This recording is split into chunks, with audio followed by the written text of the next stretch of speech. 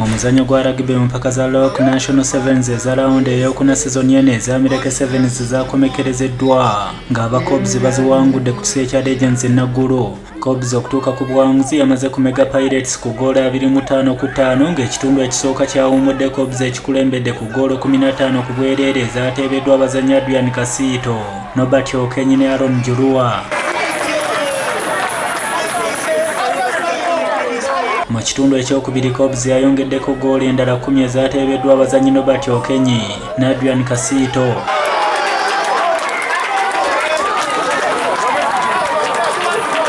Oluvannyuma abanguzi aba Cobs bakwasiddwa ekikopo ng'omukolo gwakoleddwa Abamireke Famire ku laawundi 4 ogw'omunaana oguzannyibwa sizoni eno. Cobs yakawangulako 3 ng'ate bo ba champion ba sizoni ewedde.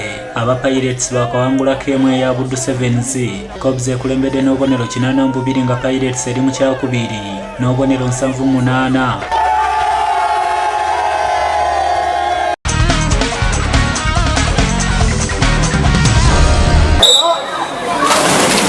Empaka z'omuzannyo gw'okuwuga eza Seals Invitational Gala ez'omulundi ogwokutaano zaakomekerezeddwa eggulo ku ssomero lya Kampala Parents ng'abategesi baazo aba Seals baziwangudde omulundi ogwokutaano ogw'omuddiringanwa.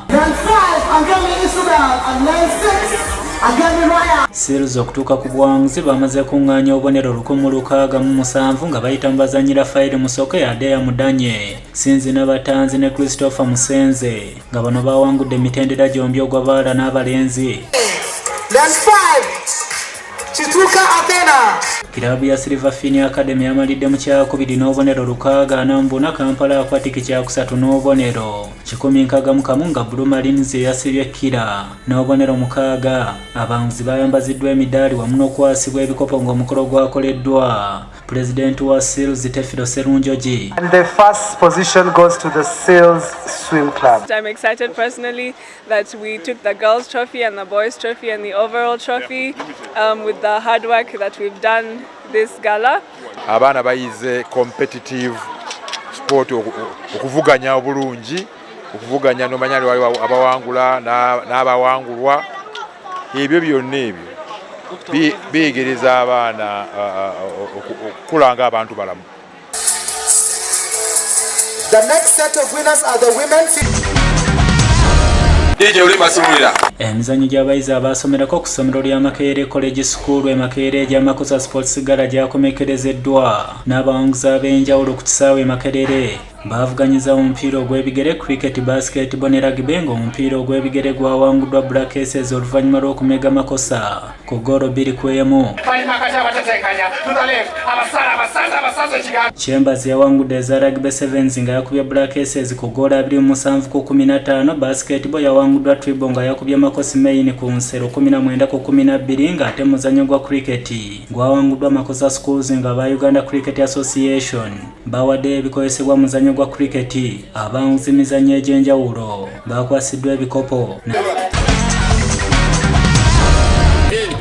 n'abayizi abasomerako ku ssomero lya Saidina Abubakar Abasanda mu Butambala baavuganyiza omupiira ogw'ebigere n'abaliko abasomesa baabwe ku ssomero lino. Oluvannyuma lw'emipiira egy'enjawulo okuzannyibwa, fayinolo yabadde wakati w'abayizi abasomera ku ssomero lino okuva mu mwaka ogwa 1993 okutuuka mu mwaka ogwa 2016 wamu n'abasomesa ku ssomero lino nga gwagenze okuggwa nga abayizi baguwangudde mu penalty 5-3 oluvannyuma lw'eddakiika 9 okuggwako ku goolo 2-2. Avubuka okubeera nga twenyigidde mu nkola y'emizannyo muzze musambi akapiira mbadde mali mugenda gwa mu kisaawe era wabaddewo enteekateeka ya ambulance naye tetutteeyo n'omu. So nsaba mwekubyeko mu bugalo ate twogere maaso wamu twongere okubeera nga twagala ebyemizannyo.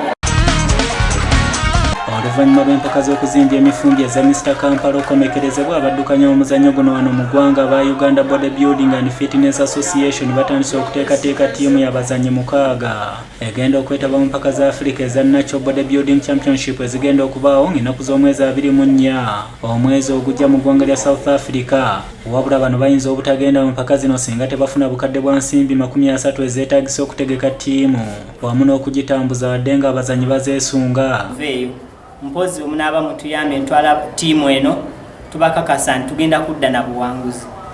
Bodybuilding oba omuzannyo gw'emifumbi gwe gumu ku mizannyo wano egisinga okuleeta emidaali mu ggwanga. Tugende South Africa okuleeta omudaali ogwo gwa zaabu kuba nze nyina okuguleeta nze kyo nkimanyi kasita nninnyako bwe nti e South Africa nyina okuleeta omudaali gwa zaabu kwagala butayagala era nja kukomawo wano bannayuganda ngubalage ku TV zonna mawulire gonna ngulabe nga naguleese nze ndi musajja muwanguzi. Abazannyi okuva mu mawanga ag'enjawulo abana abakoze obulungi mu mpaka zino bakukiikira amawanga gabwe mu mpaka z'ensi yonna eza World Masomani ezigenda okubeera mu ggwanga lya Amerika mu Novemba w'omwaka guno.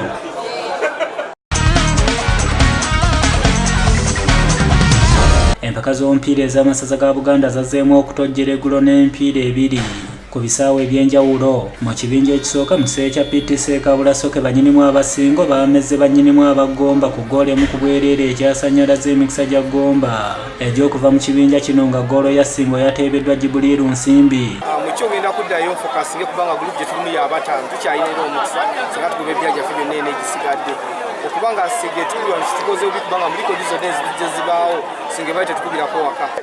Baze mpego ngo tugwetaaga genda ekisooka okwongera okukulembera ekibinja ekyo kyokubira okumanya oli kuli gye tulina agenda sigoma twetwongerako sawe Kabulasoke wano uvaayo emyaka 10. Omupiira omulala ogwazanyiddwa mu kibinja kino Sese yamezze Bukedde ku ggoolo emu ku bwereere nga kati Ssinga ekikulembedde n'obubonero 10. Mu kibinja ekyokubiri Buddu yamezze Kooki ku ggoolo 3 ku bwereere ng'ate Mawogola yasibaganye ne Bulemeezi nga tewali alengedde katimba ka munne. Buddu ne Mawokota bali ku ntiko y'ekibinja kino ekyokubiri n'obubonero 7 buli emu nga Kooki ne Bulemeezi nabo balina obubonero 6 buli emu.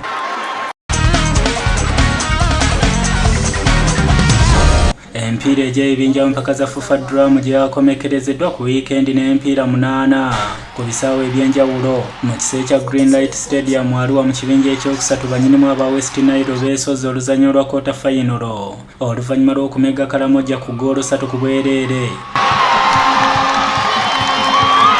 Omupiira omulala ogwazannyiddwa mu kibinja kino Akyoli yameze Bunyoro ku ggoolo 4-2 mu kiseera kya Kakyeka Stadium Embalala mu kibinja ekyokubiri Ankole yakoze maliri ne Lango nga tewali alengedde katimba ka munne bw'etyo Lango ne yeesoga oluzannyiro lwa quarter final nga ne Buganda nayo yayisewo oluvannyuma lw'okumega Sebeyi ku ggoolo 4-2. Tooro ne Busoga ze zaayiseewo mu kibinja ekisooka okwesoga quarter final nga Bukedde ne Bugisu nazo zaayiseewo okuva mu kibinja ekyokuna.